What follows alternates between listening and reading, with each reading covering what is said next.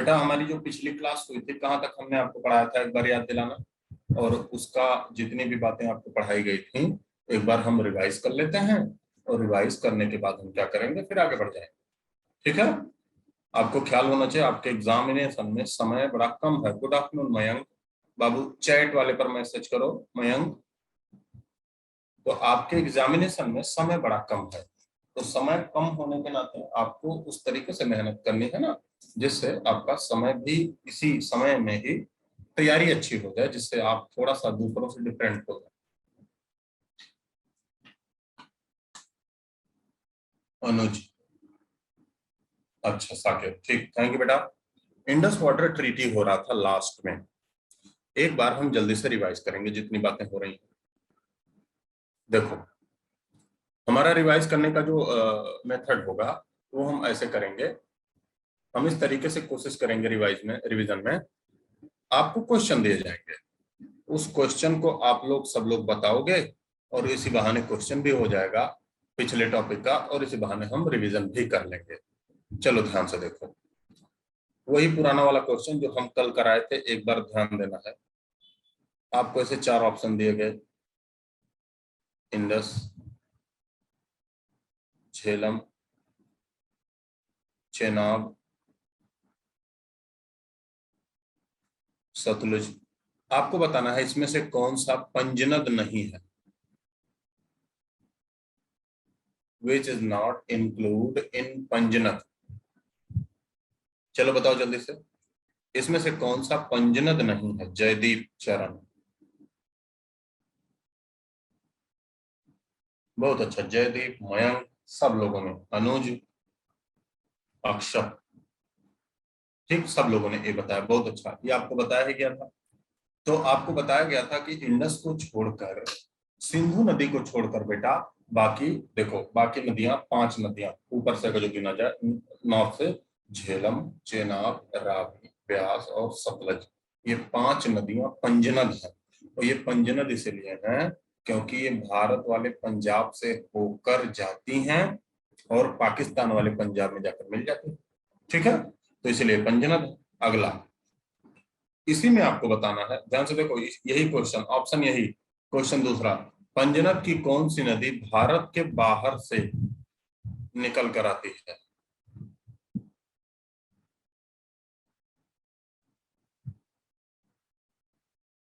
पंजनद की कौन सी नदी भारत के बाहर से निकल कर आती है। सतलज। कौन सी नदी, सतलज। तो सतलज जो है वो भारत के बाहर से निकल कर आती है। ठीक है, ये भी आप ध्यान दें। अच्छा, इसी में से आपको बताना है, ध्यान से समझें, इसी में से आपको बताना है, इन्हीं 4 ऑप्शन में कौन सी नदी ओरिजिनेट्स होती है हिमाचल प्रदेश से। ओरिजिनेट्स इन हिमाचल प्रदेश, तीसरा टाइप का क्वेश्चन, तीसरा क्वेश्चन बताओ। पहले क्वेश्चन का जवाब ये है, दूसरे क्वेश्चन का जवाब ये है, और तीसरा क्वेश्चन क्या, चेनाब। बहुत अच्छा बेटा, तीसरे क्वेश्चन का जवाब ये है।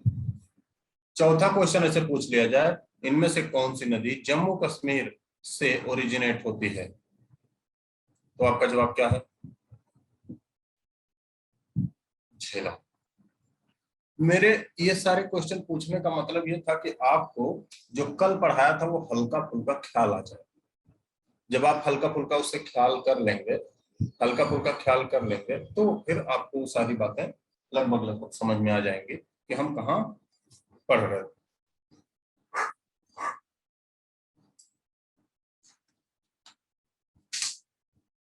चलो, आपको उसके बाद बताया गया, हाँ, हिमाचल प्रदेश से 3 नदियां निकलती हैं बेटा, हिमाचल प्रदेश से 3 नदियां निकलती हैं मयंक। हिमाचल प्रदेश से देखो कौन कौन सी नदी निकली, पहली, दूसरी, तीसरी। पहली चेनाब निकलती है, दूसरी आपको बताया गया था रावी निकलती है, तीसरी आपको बताया गया ब्यास निकलती है। ये 3 नदियां कहाँ से निकलती हैं, हिमाचल प्रदेश से ही तीनों निकलती हैं। अब आपको बताया गया, देखो अगला, देखो ये पेज ध्यान से देखो, यही पेज आपको कल लिखाया गया था। इसमें आपको मैंने बताया था कि भारत पाकिस्तान का जब बंटवारा हुआ तो बंटवारे के बाद नदियों को लेकर लड़ाई इनमें शुरू हुई। तो विश्व बैंक, चूंकि बेटा इन दोनों देशों को कर्ज देता था, तो विश्व बैंक ने सोचा ये लोग लड़ते रहेंगे तो ये सब मेरा ब्याज भी नहीं वापस करेंगे, है ना।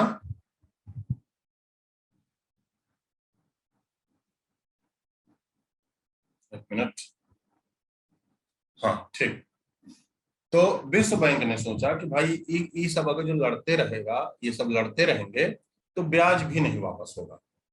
ठीक है, तो ब्याज भी नहीं वापस होगा और कर्ज का कर्ज पड़ा रह जाएगा। ठीक है, तो विश्व बैंक ने कहा कि भाई एक काम करो, तुम दोनों टेबल पर बैठो, मेज पे आओ, और हम तुम दोनों का ये मामला सॉल्व कर देते हैं। ये जो मामला था ये हम सॉल्व कर देते हैं, विश्व बैंक ने बोला। तो पाकिस्तान की तरफ से कर्नल अयूब खान बैठे और भारत की तरफ से पंडित नेहरू। दोनों के मध्य बेटा बेटा जो समझौता हुआ उसी को कहा जाता है सिंधु जल समझौता। दोनों के मध्य का समझौता सिंधु जल समझौता है। इसमें तीन नदियों का 80% पानी पाकिस्तान यूज करेगा और तीन नदियों का 80% पानी भारत यूज करेगा। अब हमें उन नदियों की तरफ थोड़ा ध्यान से समझना है जिन नदियों का पानी भारत यूज करता है। क्यों? क्योंकि उन नदियों में बड़े बड़े प्रोजेक्ट हैं, बड़े बड़े हाइड्रो इलेक्ट्रिक प्रोजेक्ट हैं। ध्यान से उन नदियों में देखो, समझिए बात को आगे। अब आज की क्लास का आज से मतलब तुरंत ये आरंभ है।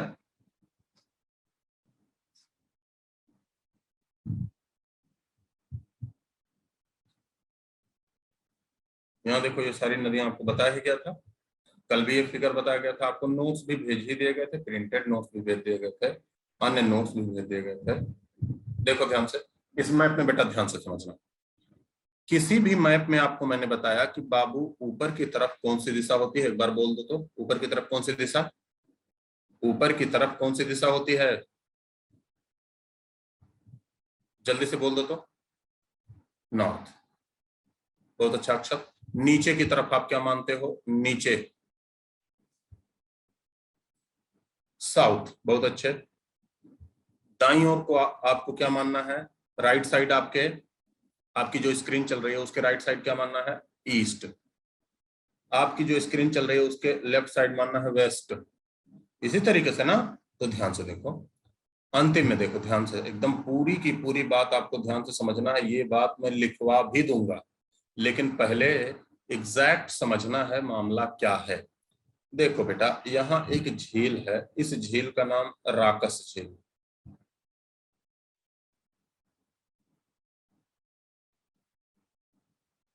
इंग्लिश में ऐसे लिखोगे, RAKESHLAKE, ऐसे लिखोगे, राकास, है ना। RAKA होगा, राकास होगा, राकस लेक। तो देखो, राकस लेक से एक नदी निकली और ये नदी देखो ऐसे यहीं बीच से इंटर कर गई हिमाचल प्रदेश में। हिमाचल प्रदेश से इंटर करने के बाद ये चली गई पंजाब में भारत के, और उसके बाद ये चली गई पाकिस्तान में। इस नदी का नाम सतलुज है। ये जो नदी है बेटा, वो एक ऐसे पर्वत के बीच में ऐसे एक सुराख है जिसे पास कहते हैं, उसी से भारत में इंटर करती है। उसका नाम सिपकिला है, हिमाचल प्रदेश में। इस नदी से, ये जो नदी आपको बताया जा रहा है, इस नदी से इसके राइट साइड से एक और नदी जाके पंजाब में मिल जाती है, इसका नाम ब्यास है। तो पहले हम इस साउथ वाली नदी को पूरा डिटेल में देखते हैं, एकदम स्क्रीन पर जहां सादा पन्ना है, मैप के अलावा आपके लेफ्ट साइड में, मतलब पश्चिम की तरफ जहां सादा पन्ना है, यहाँ आप ध्यान से देखो। चलो, मैं रेड पेन, एक बार आपको मैं ऐसे फ्लो चार्ट डायग्राम में बताऊंगा, एक बार आपको मैं लिख दूंगा, आपको प्रिंटेड नोट्स दे दूंगा अंतिम में। देखो, यहाँ ऐसे बाबू, ये जो यहाँ पॉइंट हमने माना कि ये ऐसे राकस झील है।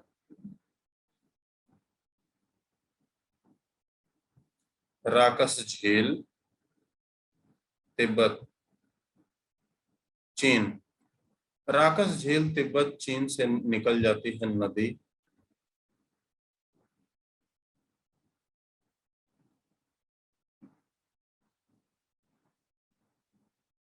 देखो इसी तरीके से। इस नदी का नाम सतलज रिवर। अब देखो, ये सतलज रिवर बेटा एक पास से एंटर कर रही है, एक दर्रे से, मतलब दर्रा का मतलब पास का मतलब हिमालय के नीचे रास्ता बना है।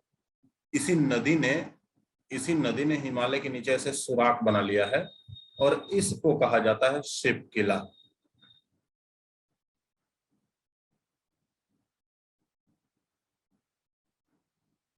बेटा इसी शिवकिला दर्रे से ट्रकों की आवाजाही भी होती है, फिजिकल ज्योग्राफी हम पढ़ेंगे तो आपको बताया जाएगा।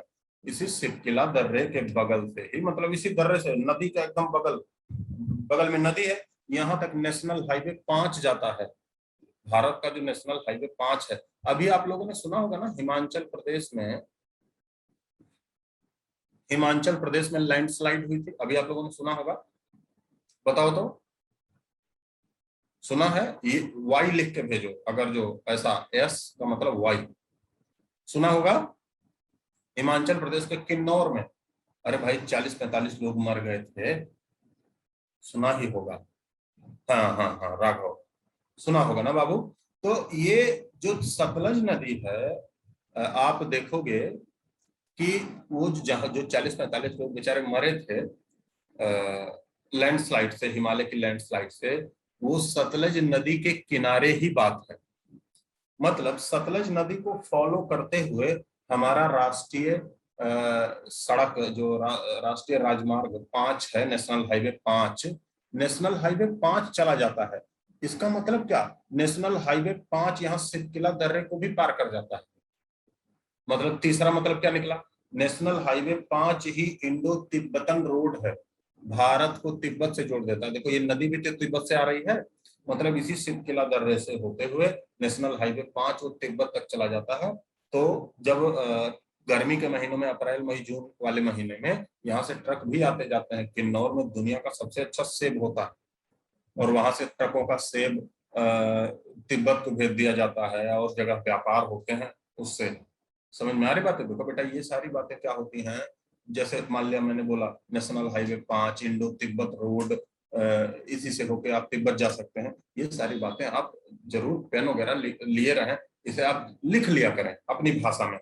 क्योंकि देखो मैं रिवर सिस्टम पढ़ा रहा हूँ, मैं रिवर सिस्टम से आपको ट्रांसपोर्ट पे तुरंत नहीं पूछ सकता, लेकिन कुछ ऐसी बातें भी होती हैं जो आप अगर जो हल्का फुल्का लिख लिए रहेंगे, तो आप जब फिर से रिवीजन करेंगे, तो सतलज नदी अगर जो पढ़ रहे हो वही किनारे कहीं और लिखा है, वहीं लाइनिंग कर दीजिए, किनारे लिखा है, तो आपको याद आ जाएगा कि सर ऐसे बता रहे थे, किन्नौर वाला घटना बता रहे थे, उसके बाद सर ने बताया था कि यही नेशनल हाईवे 5 है। किन्नौर में जो लैंडस्लाइड हुई थी नेशनल हाईवे 5 पर ही हुई थी, यही रोड तिब्बत पहुंचा देता है। मतलब सतलज नदी के किनारे ही रोड बनाया गया, एकदम किनारे।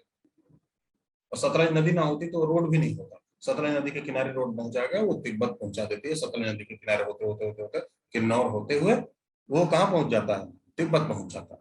तो ये सारी बातें अगर जो मैं इसीलिए आपको कल ही समझाया कि थोड़ा थोड़ा अगर जो आप लिखते रहेंगे तो यही आपकी लापरवाहियों को कम करेगा, यही आपके सिलेक्शन में योगदान देगा।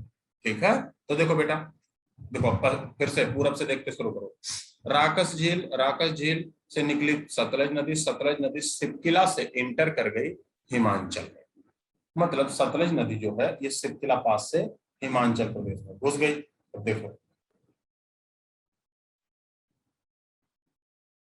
यस सर हम लिखते हुए चल रहे हैं। हाँ मयंक बेटा, जो भी लिखते हुए चल रहा है यही सब तो काम आएगा।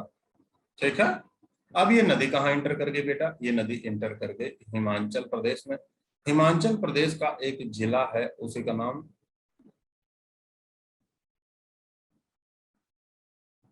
हिमाचल प्रदेश का एक जिला है उसी का नाम बिलासपुर है ना? ठीक है मयंक, बहुत अच्छा बेटा। अगर जो थोड़ा बहुत लिखते रहोगे ना तो यही सब काम आएगा। अब मान ले किन्नौर में घटना हुई है, पूछ ही लेकिन नेशनल हाईवे 5 कहाँ है ना? कुछ ना पूछे, यही पूछ ले। हाल ही में हिमालय पर लैंडस्लाइड की घटना हुई है, जो निम्नलिखित में से हिमाचल प्रदेश के कौन से जिले में हुआ था? करंट अफेयर के तौर पर पूछा सकता है, तो क्या करोगे? ठीक है, तो देखो हिमाचल प्रदेश के बिलासपुर में सतलज नदी पर, इसी बेटा सतलज नदी पर एक झील बनाई गई है। ये झील है, इस झील का नाम,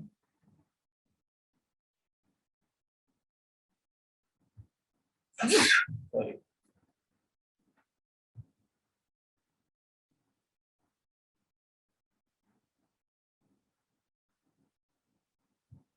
गोविंद सागर झील। अब एक एक स्टेप ध्यान से समझना। सतलज नदी पर बिलासपुर जिले में, हिमाचल प्रदेश के बिलासपुर जिले में एक झील बनाई गई है। उस झील का नाम गोविंद सागर झील। अब देखो, इसी झील के आगे,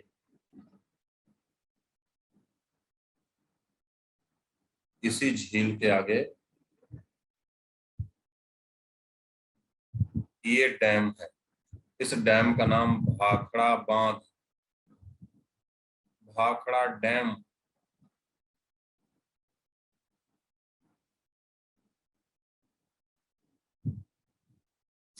इस झील का नाम क्या? भाखड़ा डैम। ओ सॉरी, झील के आगे जो डैम है भाखड़ा डैम। अब देखो ध्यान से सब लोग सुनो, एकदम सब लोग ध्यान से सुनना। जब भी कभी बिजली उत्पादन के लिए, इलेक्ट्रिसिटी प्रोडक्शन के लिए, हाइड्रो इलेक्ट्रिक के लिए डैम बनाया जाता है तो बेटा उसके पीछे लेक होती है। क्यों? क्योंकि झील से पानी जब डैम से होते हुए टरबाइन पर गिरता है, टरबाइन बड़ी बड़ी मशीनें होती हैं, पंखा लगा होता है जिसमें टरबाइन पर गिरता है, तो टरबाइन घूमती है पानी से, जिससे बिजली उत्पादित होता है। तो ये जो झील है गोविंद सागर झील, इसी झील के आगे भाखड़ा बांध। तो आपसे पूछा जाए ये गोविंद सागर झील और भाखड़ा बांध ये भारत के कौन से राज्य में है, ये क्वेश्चन आ गया। तो आप क्या बता दोगे? कौन सा राज्य? हाँ बहुत अच्छे, हिमाचल प्रदेश। अच्छा, जब ये हिमाचल प्रदेश में है तो फिर से देखो, ये भाखड़ा डैम जो है बेटा, ये इसका यूज, इसका प्रयोग हाइड्रो इलेक्ट्रिक के लिए,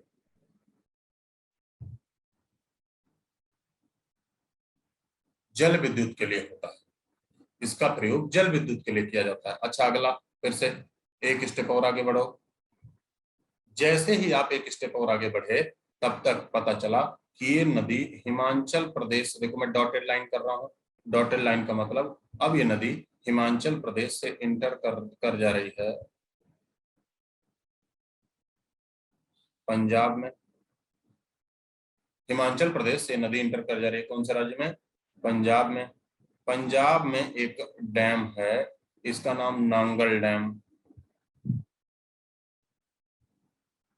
पहले पंजाब और हिमाचल प्रदेश अलग अलग नहीं थे, तो ये दोनों डैम एक ही राज्य में हुआ करता था। अब पंजाब और हिमाचल प्रदेश जब अलग हो गए तो भाखड़ा, भाखड़ा डैम जो है वो हिमाचल प्रदेश का हिस्सा हो गया, नांगल डैम पंजाब का हिस्सा हो गया। नांगल एक जिला है पंजाब का।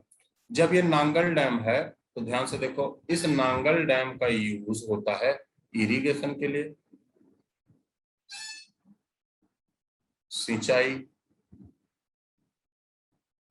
नांगल बांध का यूज किसके लिए होता है? सिंचाई के लिए। तो देखो आपको इतनी चीजें बताई गई, ध्यान से देखो एक बार फिर से पढ़ते चले हो। तिब्बत से, तिब्बत के राकस झील से सतलज नदी निकलती है, ये भारत में इंटर करती है सितकिला पास से। भारत के हिमाचल प्रदेश के बिलासपुर जिले में गोविंद सागर लेक है, इसी पर भाखड़ा डैम है, इसी पर भाखड़ा डैम है। फिर पंजाब में नांगल बांध है जो यूज हो रहा है इरिगेशन या हाइड्रो सिंचाई के लिए। फिर से देखो, मैप को देखना है और यहाँ करेक्ट कर लेना है। नॉर्थ से इसके यहाँ, या कह सकते हैं राइट साइड से एक नदी आई और इस नदी का नाम ब्यास है। ब्यास नदी आई, ब्यास नदी मिल गई, ये इंडिया में ही मिली, भारत में ही मिली, इंडिया के पंजाब में मिली, भारत के पंजाब में मिली। जहां ब्यास और सतलज मिली वहीं बना दिया गया है हरीके बांध।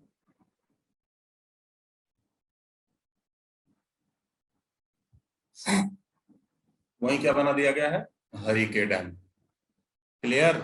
वहीं बना दिया गया है हरीके डैम। और बेटा मतलब देखो यहाँ, जहां ब्यास और सतलज मिली यहीं देखो ऐसे बना दिया गया है हरीके बैराज या हरीके डैम। भारत के पंजाब राज्य में बनाया गया है और यहीं से निकाल दी जाती है भारत की सबसे लंबी नहर,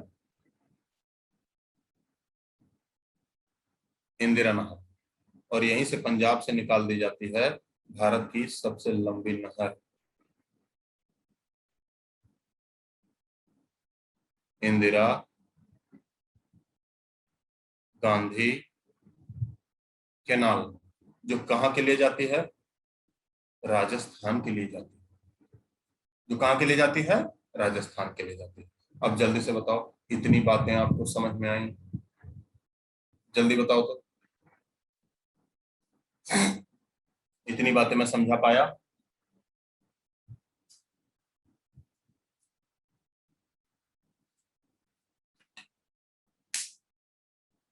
इसे अब लिख भी लेंगे, थोड़े अलग स्टाइल से थोड़ा लिख लेंगे, अलग तरीके से। एक बार फिर से देख लो इसे। देखो ध्यान से, मैं बोल रहा हूं और आपको फॉलो करते हुए चले जाना है, जहां कॉपी पर बनाया है उसे देखते हुए चले जाना है। सतलज नदी के बारे में हम पढ़ रहे थे। सतलज नदी तिब्बत के राकस झील से निकलती है, पहला पॉइंट। दूसरा, ये सिपकिला पास से हिमाचल प्रदेश में इंटर करती है, दूसरा पॉइंट। हिमाचल प्रदेश के बिलासपुर जिले में गोविंद सागर झील है, इसका संबंध भाखड़ा बांध से है। भाखड़ा बांध जल विद्युत के लिए प्रयोग होता है भारत में। हिमाचल प्रदेश के बाद फिर आगे पंजाब। पंजाब के सतलज नदी पर पंजाब में नांगल बांध है, जिसका प्रयोग सिंचाई के लिए होता है।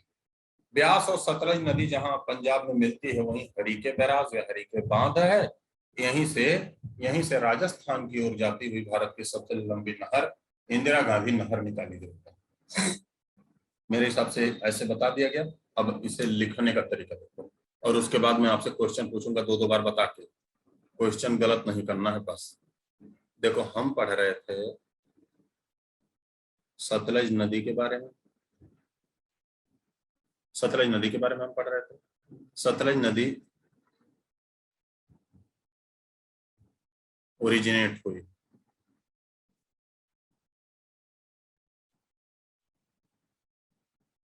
इसका उद्गम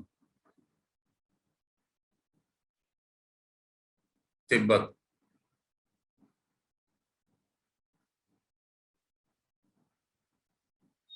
राकस झील। अब देखो, तिब्बत राकस झील, उसके बाद एक दर्रे पर आए। इस दर्रे का नाम सिपकिला पास, हिमाचल प्रदेश। सिपकिला पास हिमाचल प्रदेश के बाद बेटा ये इंटर कर गई कौन से राज्य में? हिमाचल प्रदेश में। हिमाचल प्रदेश में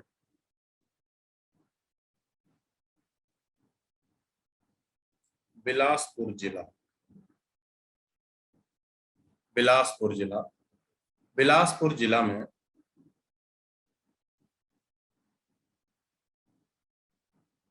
गोविंद सागर लेक है। हिमाचल प्रदेश के बिलासपुर जिले में गोविंद सागर झील है। गोविंद सागर झील का संबंध भाखड़ा बांध से है। देखो किस तरीके से मैं लिख रहा हूं। गोविंद सागर झील का संबंध भाखड़ा बांध से है। इसका यूज हाइड्रो इलेक्ट्रिक के लिए होता है। आगे बढ़ो। हिमाचल प्रदेश के बाद ये नदी इंटर कर गई पंजाब में। पंजाब में नांगल बांध है।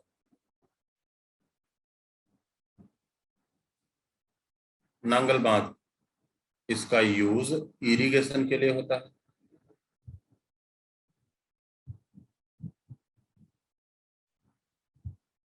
सिंचाई के लिए होता है। फिर से, पंजाब के, फिर पंजाब में ही देखो, पंजाब में ही, भारत वाले पंजाब में ही इस नांगल बांध के बाद सतलज और ब्यास दोनों मिल गई। भारत वाले पंजाब में ही सतलज और ब्यास दोनों नदियां मिल गई। जहां सतलज और ब्यास दोनों नदियां मिली, वहीं बना दिया गया है हरीके बैराज, हरीके बांध। और इसी हरीके बांध से निकाल दी गई है, उद्गम हो रही है इंदिरा गांधी नहर।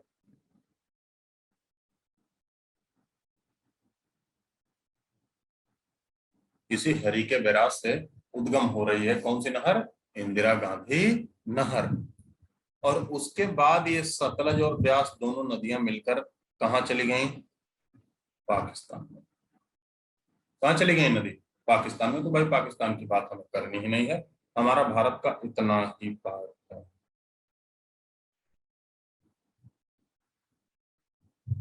क्लियर? ये भी तरीका समझ में आया?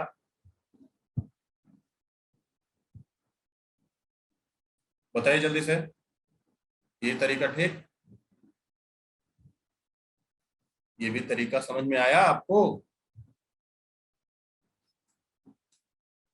एक बार तो आपको डायग्राम में बता दिया गया है ना बेटा, और एक बार आपको बता दिया गया। देखो, अब जैसा कि मैंने आपसे कहा था, ठीक है, आपका एग्जाम बड़ा नजदीक है, ये इसमें कोई डाउट नहीं, लेकिन बेटा आपके एग्जाम में कॉन्सेप्चुअल सवाल ज्यादा पूछे जाएंगे, इसमें भी कोई डाउट नहीं।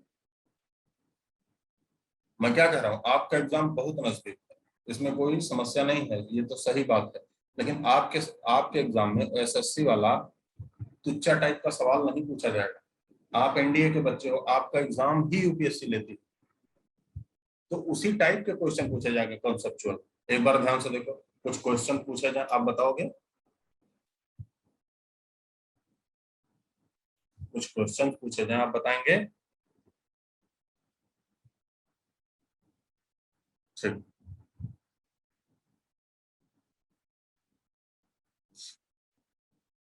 देखो, ध्यान से देखो, पूछा गया, इंदिरा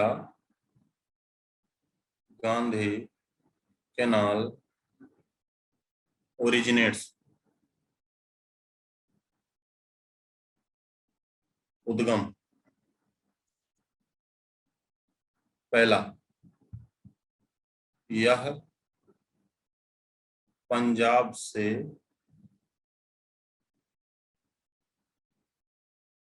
निकलती है। दूसरा, यह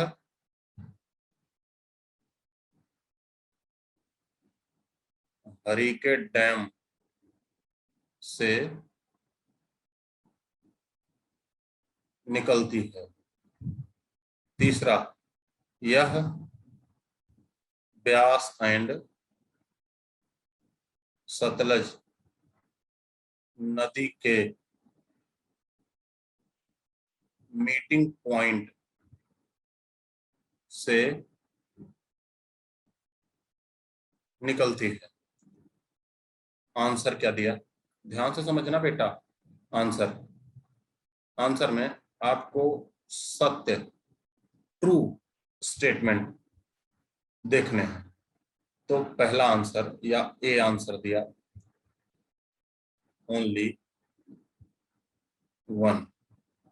बी आंसर दिया 1 and 2। सी आंसर दिया 1, 2 and 3। डी आंसर दिया नन ऑफ दीज। जल्दी बताओ, जल्दी बताना है कि इसमें, अब देखो इस टाइप के सवाल आपसे पूछे जाएंगे। हिमांशु, हिमांशु, हिमांशु, विवेक, अक्षत, रमन और मयंक, रजत। आप सही, आप सभी का जवाब बेटा सही।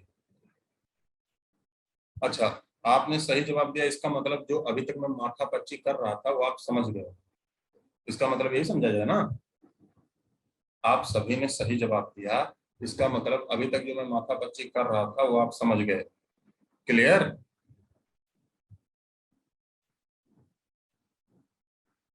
हाँ, ऑल क्लियर। तो बेटा देख लो, पिछले पेज पे जाके अगर जो देखोगे तो ध्यान से देखो कितने स्टेटमेंट दिए हैं। एक बार ध्यान से देखो कितने स्टेटमेंट दिए हैं। पहला स्टेटमेंट क्या कह रहा है? पहला स्टेटमेंट कह रहा है यह भारत के पंजाब से निकल रही है। दूसरा स्टेटमेंट कह रहा है यह हरीके डैम से निकल रही है। तीसरा स्टेटमेंट कह रहा है यह ब्यास और सतलज नदियों के मीटिंग पॉइंट से निकल रही है। अब पीछे जाको, जाइए, देखो, जाहिर सी बात है इंडिया में यह पंजाब ही है जहां ब्यास और सतलज नदियां मिलती हैं। पंजाब राज्य में ही ब्यास और सतलज नदियां मिलती हैं। और जहां ब्यास और सतलज नदियां मिलती हैं वहीं बना दिया गया है हरिके बांध। वहीं कौन सा डैम बना दिया गया है? हरिके डैम। क्लियर? यही बात तो आपसे पूछा गया, यही बात तो यहाँ से पूछा गया। देखो, तो आपका इसका आंसर क्या लगा देंगे? आंसर लगा देंगे सभी सही है। एक दो तीन, तीनों स्टेटमेंट क्या है? तीनों स्टेटमेंट सही। समझ में आई बात? तीनों स्टेटमेंट सही। आगे बढ़े। कितनी बातें समझ में आ गई आपको? चलो आगे, यहां देखो, आप एक बार फिर से नदियां रिवाइज करो। सबसे नॉर्थ में एक बार रिवाइज करना है, सबको बोलना है। ये सबसे नॉर्थ में जो नदी आप देख रहे हैं, इस नदी का नाम इंडस। उसके बाद जो नदी आप देख रहे हैं, झेलम, चेनाब, रावी। एक बार फिर से करें, गड़बड़ हो गया तो ऐसे, ये इंडस, झेलम, चेनाब, रावी, ब्यास,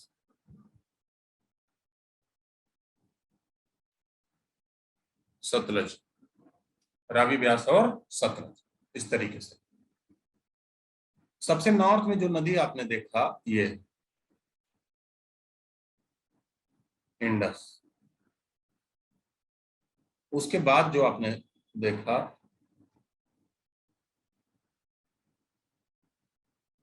झेलम।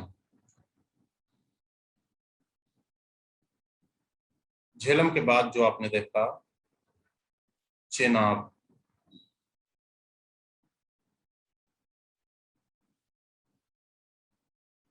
रावी, ब्यास,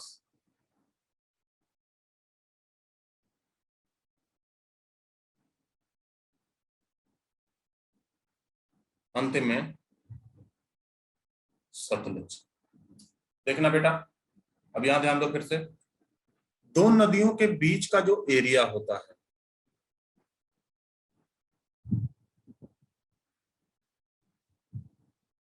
दो नदियों के बीच का क्षेत्र,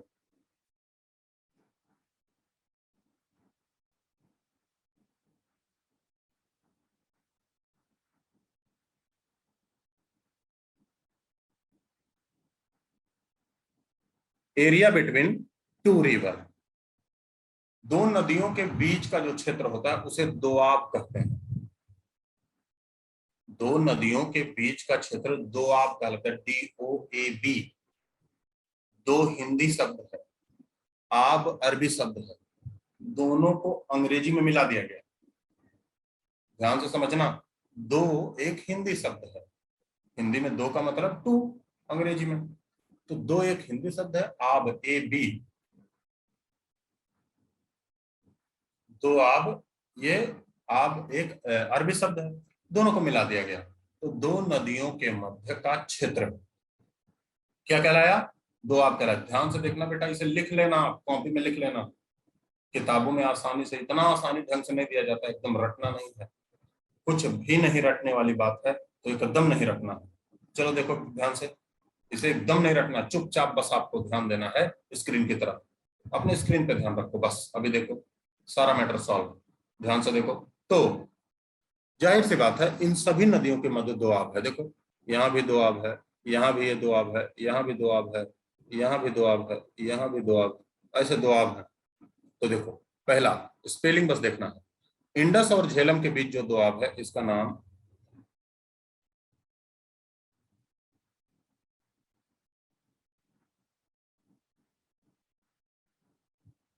सिंध सागर दोआब। इंडस और झेलम के बीच जो दोआब है, इसका नाम सिंध सागर दोआब। झेलम और चेनाब, अब फिर से देखो, ये कौन सी नदी है? आप लोग बोलो तो जल्दी। ये कौन सी नदी जिस पर मैं अंडरलाइन कर रहा हूं, ये कौन सी नदी? बोलिए, जल्दी करो। चेनाब। कौन सी? चेनाब। और ये कौन सी नदी? ये नॉर्थ वाली झेलम। तो देखो, चेनाब और झेलम के बीच का जो दोआब है, देखो मैंने कैसे लिख दिया, चेनाब और झेलम, छाछ दोआब। चेनाब और झेलम, छाछ दोआब। फिर से देखो, ये कौन सी नदी है? ये रावी, फिर ये चेनाब। तो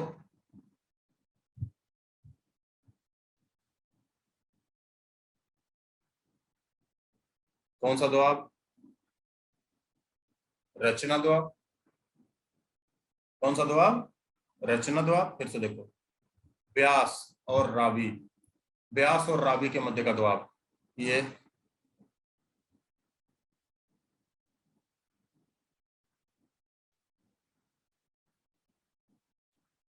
बारी दोआब। ब्यास और रावी वाला दोआब जो है, ये कौन सा दोआब है? बारी दोआब। ब्यास रावी, बारी, ब्यास रावी, उसी की स्पेलिंग ध्यान से समझना है। फिर से देखो, ये ब्यास और सतलज, इस बार नॉर्थ से साउथ हो जाएगा।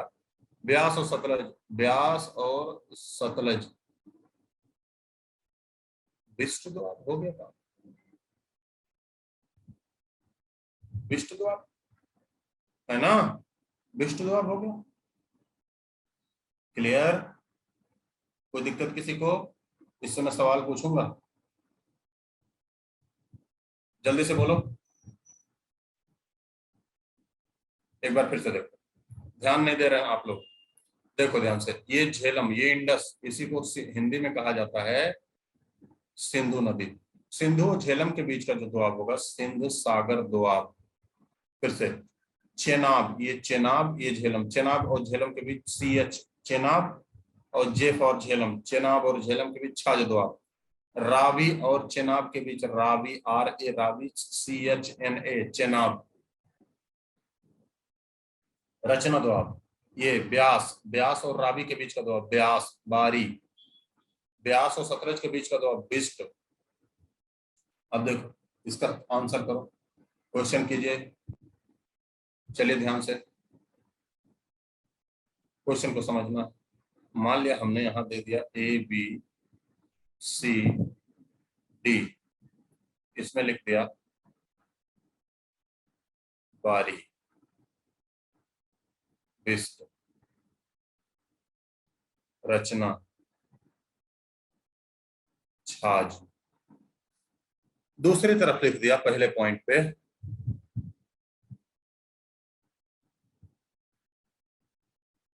चेनाब, झेलम,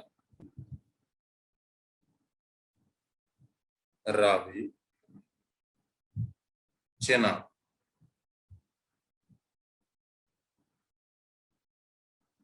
ब्यास, रावी,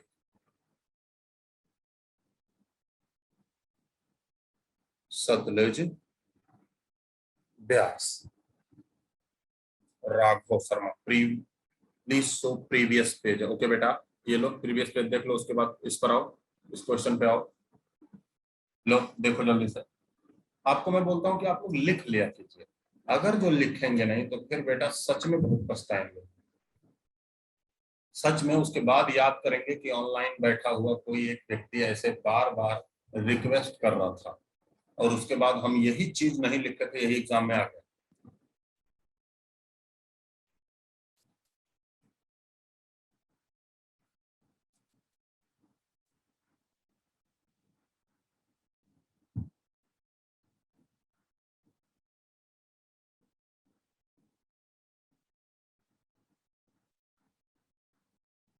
हो गया राघव?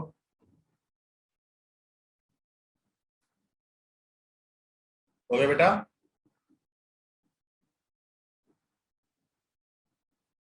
ठीक, चलो अब इसे सवाल कीजिए।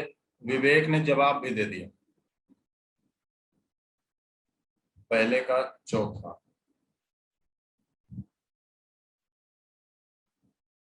विवेक ऐसे जवाब नहीं देना है। देखो आपको बताना है मैं ए को किससे मिलाऊं, आपको ये बताना है मैं ए वाले को किससे मिलाऊं। आपको जवाब ऐसे देना है ए वाले को मैं किससे मिला दूं, बी वाले को मैं किससे मिला दूं, सी वाले को किससे, डी वाले को किससे, ये बताना है आपको। हिमांशु ने बताया ए को सर तीसरा से, तो देखो सच में बताया। बारी है, व्यास और रावी जहां भी देखे वहीं मिला दो। ये देखो व्यास और रावी, ए को तीसरे से मिला दिया। बहुत अच्छा बेटा मयंक, बहुत अच्छा। रमन, साकेत, सब लोग बहुत बताए। अच्छा उत्कर्ष बता रहा है बी को सर मिला दीजिए चौथे से, तो देखो बिस्ट, बिस्ट मतलब BIST सतलज, तो बी को मिला दीजिए चौथे से, है ना। बहुत अच्छा, सब लोग यही बता रहे हैं, अनुज भी बता रहे हैं, मयंक भी बता रहे हैं, साकेत बता रहे हैं सी को मिला दीजिए पहले से, दूसरे से। हाँ बेटा सी को मिला दें दूसरे, तो रावी और चेनाब, यहाँ देखो तो ये दूसरे से, और बाकी डी जो मिला चेनाब और झेलम। क्वेश्चन का पैटर्न समझ में आया, क्वेश्चन का प्रारूप आपको समझ में आ रहा है कि किस तरीके से क्वेश्चन है, समझ पा रहे हो क्वेश्चन। ऐसे भी क्वेश्चन आते हैं, ठीक है। अच्छा चलो अब एक एक सवाल और बताओ, एक सवाल और बताओ। ये सवाल हम इसी प्रीवियस पेज पे ही पूछेंगे, इसी पर पूछेंगे। ये सवाल मैं यहां लिखूंगा,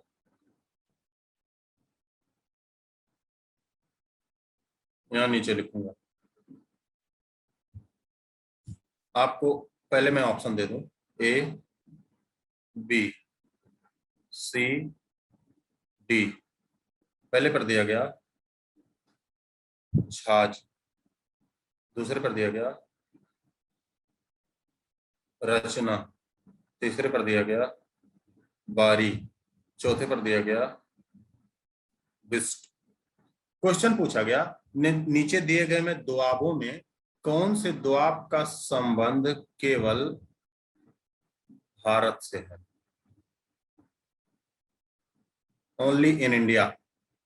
कौन से दुआब का संबंध केवल भारत से है, बताओ जल्दी से।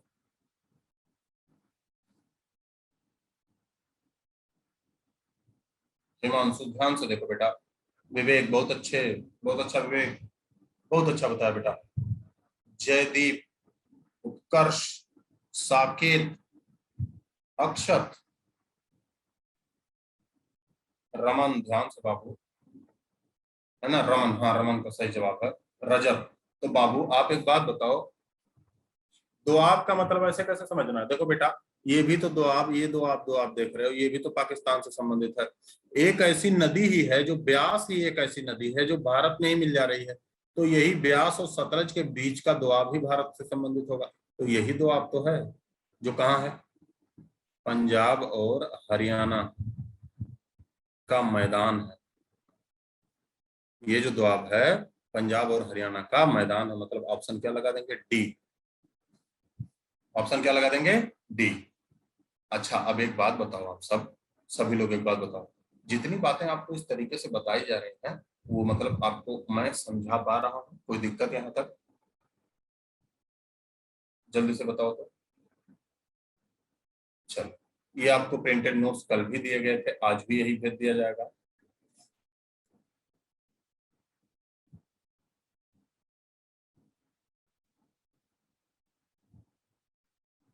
ठीक,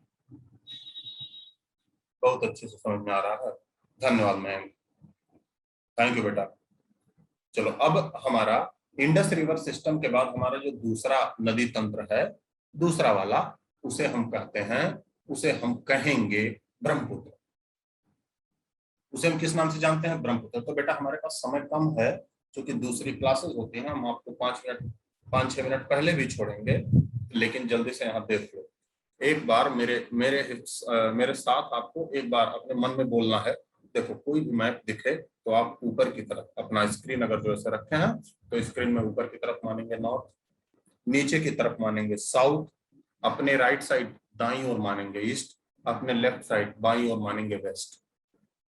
ठीक, इसी तरीके से। तो फिर से हम समझते हैं।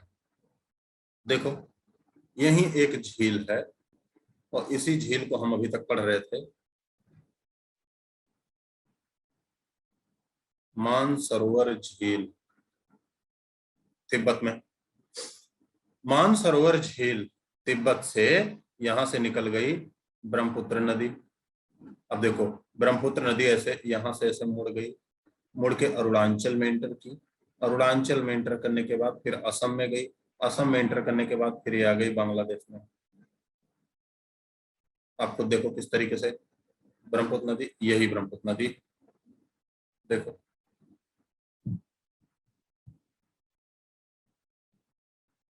ये ब्रह्मपुत्र, ये देखो ये बांग्लादेश में आ गई, यहाँ गिर गई आप। ठीक है, तो देखो ये जो नदी आपको दिख रही है, ये नदी आपको जो दिख रही है यहां से ऐसे, तो इसका 4 जगह, ये जो पहला आपको दिखा, जो पहला आपको दिखा ये तिब्बत में है। तिब्बत में इस नदी का नाम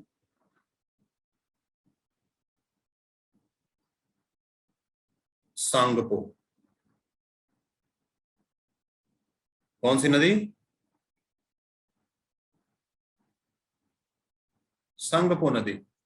फिर से देखो, ये दूसरा, दूसरा जहां आपको दिखा ये है अरुणाचल प्रदेश, भारत।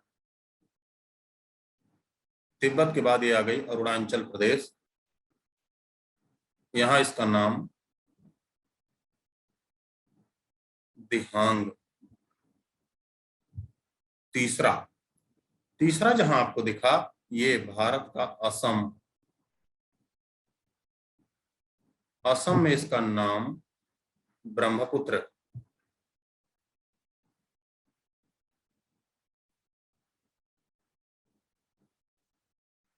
ये चौथा नंबर, फोर्थ, फोर्थ में चली गई बांग्लादेश। बांग्लादेश में इसका नाम जमुना।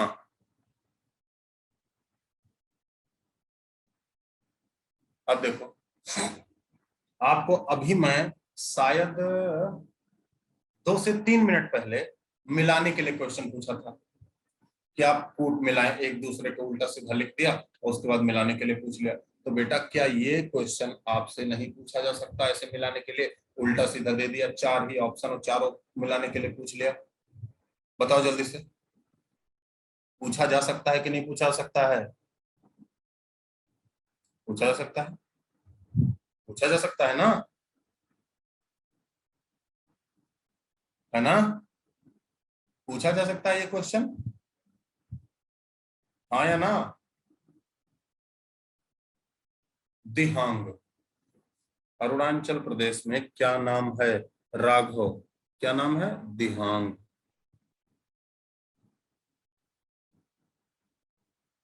दिहांग नदी, बांग्लादेश में जमुना, असम में ब्रह्मपुत्र। हिंदी भी लिख दिया, ये लो। तो ऐसे पूछा जा सकता है। नंबर दूसरा क्वेश्चन बताओ, दूसरा क्वेश्चन बताओ, ध्यान से, एकदम ध्यान से पूछना, ध्यान से बताना। ये क्वेश्चन कौन बनेगा करोड़पति में 20 लाख का क्वेश्चन था। देखो, आपसे पूछ लिया जाए ब्रह्मपुत्र नदी भारत के कौन कौन से राज्यों से होकर फ्लो करती है? ब्रह्मपुत्र नदी भारत के कौन कौन से राज्यों से होकर फ्लो करती है?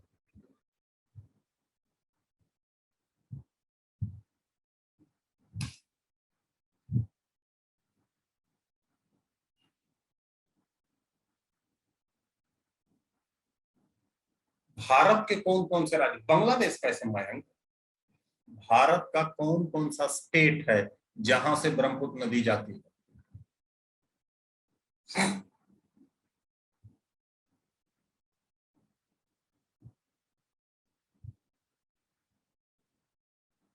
हाँ, असम एंड अरुणाचल, असम एंड अरुणाचल। बहुत अच्छा, 2 क्वेश्चन आपके कवर हो गए। तो आपने देखा यहाँ, आपने अगर जो देखा कि ये जो ब्रह्मपुत्र नदी है, ये ब्रह्मपुत्र नदी है, इसका ओरिजिन, इसका उद्गम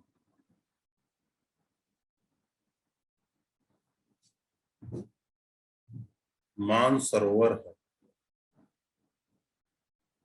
कहाँ? तिब्बत, चीन, इसका ओरिजिन मानसरोवर है। उसके बाद ये तिब्बत, फिर अरुणाचल, असम, बांग्लादेश होते हुए बंगाल की खाड़ी में चले जाते। क्या इतनी बातें मैं आपको समझा पाया? जल्दी से बोलो। डन? अच्छा बेटा, इसका सारा, इसका भी मानसरोवर लेक से इंडस भी ओरिजिनेट होती है, एकदम अक्षर। इंडस और ब्रह्मपुत्र पहले एक ही जगह से ओरिजिनेट होती हैं। पहले यहाँ जहाँ हिमालय आप देख रहे हो, ये हिमालय पर्वत देख रहे हो, पहले हिमालय पर्वत नहीं था, यहाँ सागर हुआ करता था, ओशन। और ये जो सागर है, इसी का नाम टेथिस सागर था।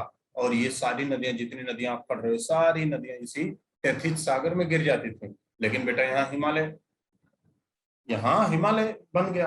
और जब हिमालय बन गया तो ये दोनों नदियां एक एक देख रहे होंगे। एक इंडस को आपको इधर से पढ़ा है, पश्चिम से होकर निकल गई, और ऐसे ही ब्रह्मपुत्र किधर से निकल गई? पूरब से होकर निकल गई। समझ में आई बात? कोई दिक्कत यहाँ तक? तो देखो बेटा, जब इसका भी हम नोट्स आपको दे दिए हैं, इधर देख लो, इसका भी प्रिंटेड नोट्स है आपके आगे, ये भी मैं भेजूंगा आज। और इसमें और डिटेल आपको पढ़ाए जाएंगे अगली क्लास में। देखो ब्रह्मपुत्र रिवर सिस्टम, सांगपो, देखो पूरा पूरा डिटेल आपको दिया गया है ना? ये पूरा डिटेल आपको दिया गया ब्रह्मपुत्र रिवर सिस्टम, ऐसे पूरा ड्रॉ किया गया है, पूरा मैप भी। ठीक है? और ये सारी बातें आपको पढ़ाई भी जाएंगे। लेकिन बेटा आज हम यहीं तक करेंगे, क्योंकि तुरंत दूसरी क्लास है, तो हम 5-6 मिनट पहले आपको छोड़ रहे हैं, पहले ही बता चुके हैं।